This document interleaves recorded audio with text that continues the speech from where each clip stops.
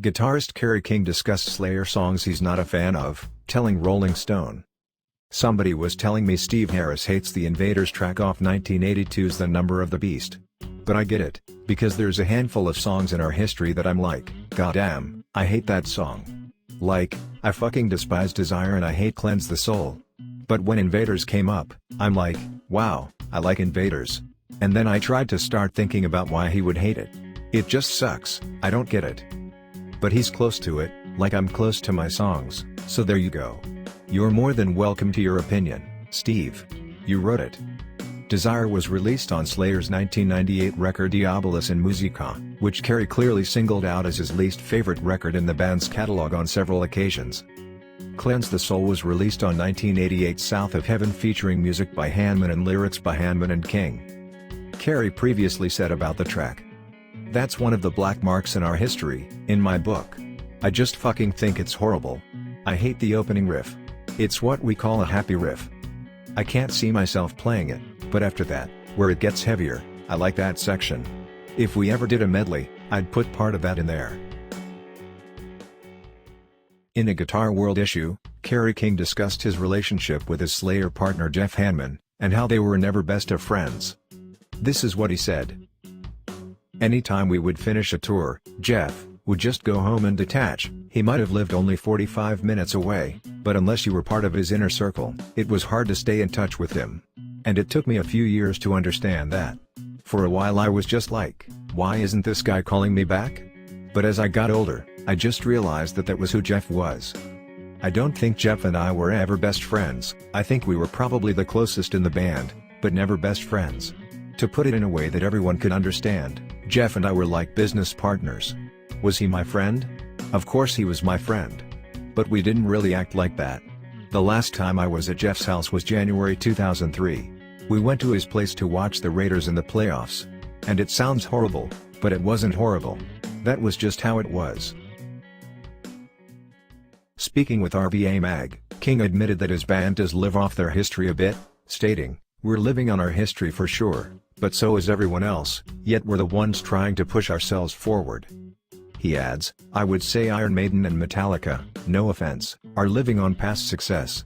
Metallica has toured forever on the Black record, which a lot of people don't like. I actually like it. It's heavy as can be. Is it Master of Puppets? Course not, but it's a great record. Iron Maiden for me is living off their first 3 records. Have they made good songs since then? Yeah, but they haven't made great records.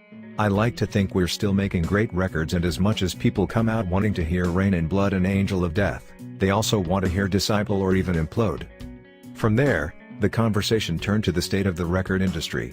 The guitarist says he no longer views album sales as a good barometer, stating, "My barometer is the live show where people show up. That means people are into the music, whether the record is selling or not. They have it, they know it, and we can play it and have them sing it right back to us. That's pretty much how it shows me people are still into, regardless of sales." Do you agree with Kerry King? Are Metallica only living at past success? And are they more or less irrelevant?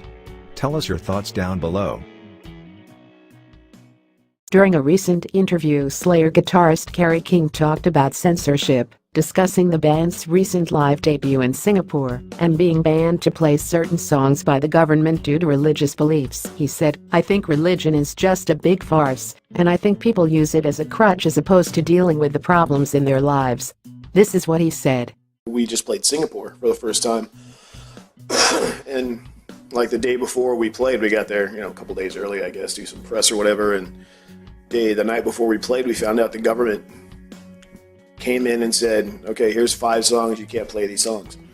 And I thought to myself, how oppressed is your country when you're scared of music and you think by us playing this song, things are going to happen to your children?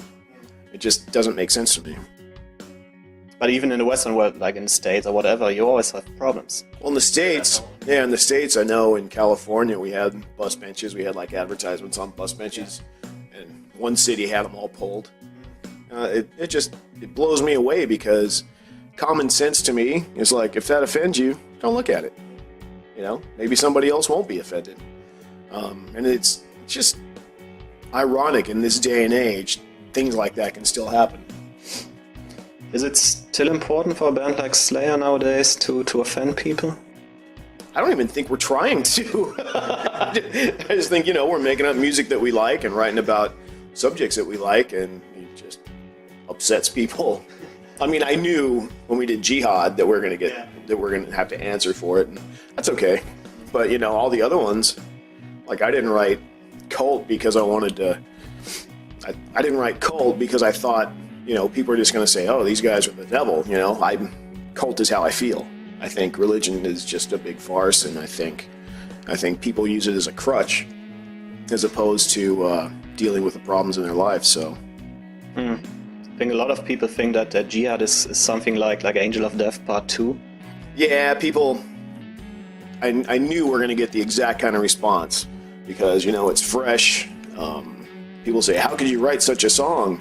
And realistically, it's just like reading the newspaper, but it's got music put on top of it or underneath it. So you got music, and you're reading an editorial from, some Muslim country, And because we didn't condemn it, just like we didn't do an Angel of Death.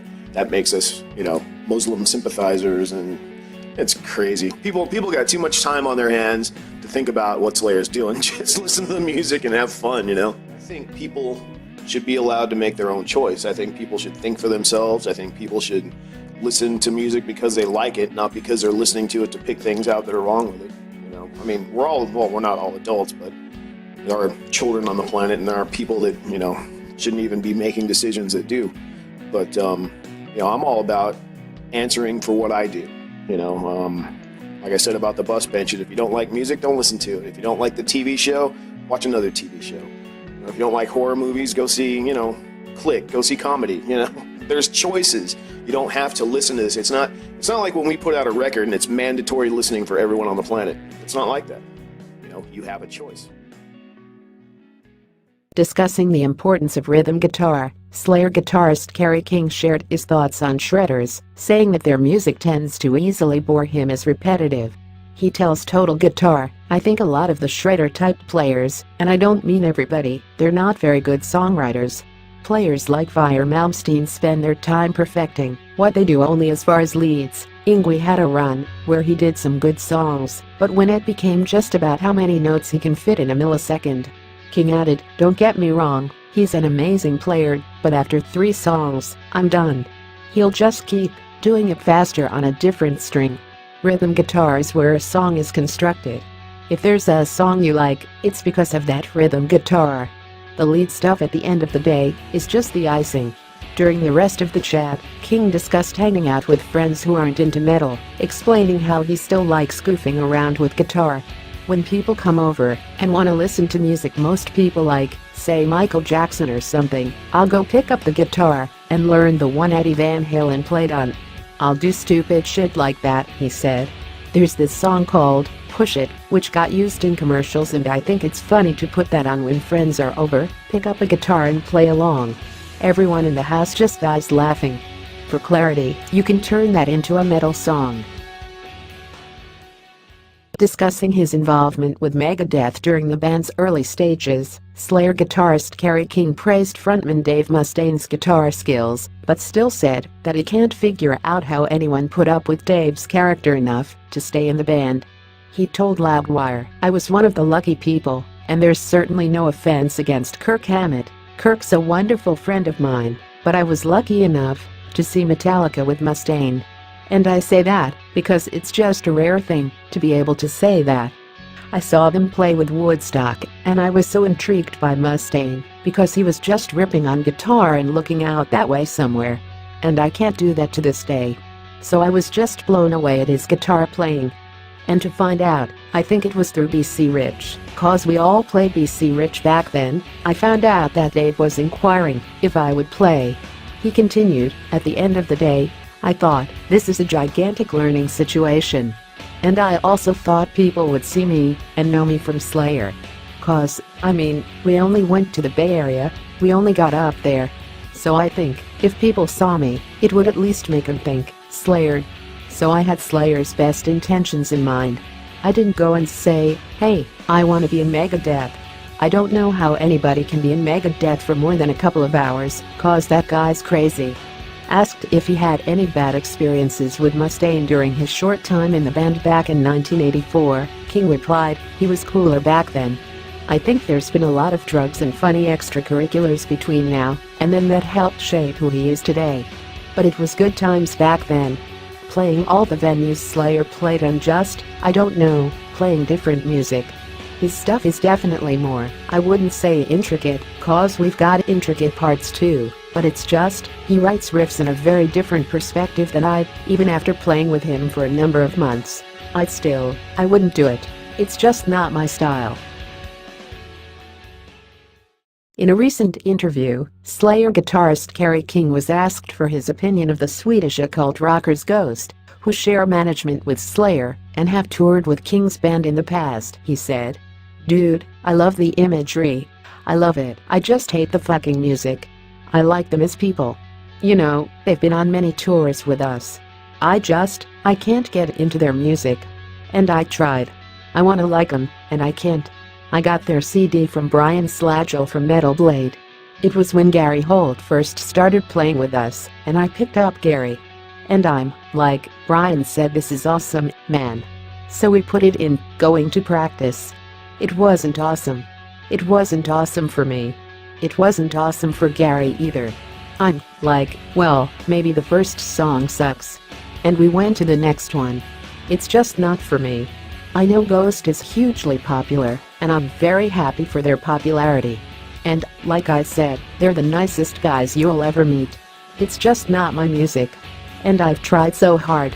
Since then, a nameless school from Ghost responded to what Kerry King said, dismissing any bad blood over Kerry King comments. He said, "I don't even think that what he said was negative. He just said that he didn't like the band, that he didn't like the music. And you know, we're not for everybody.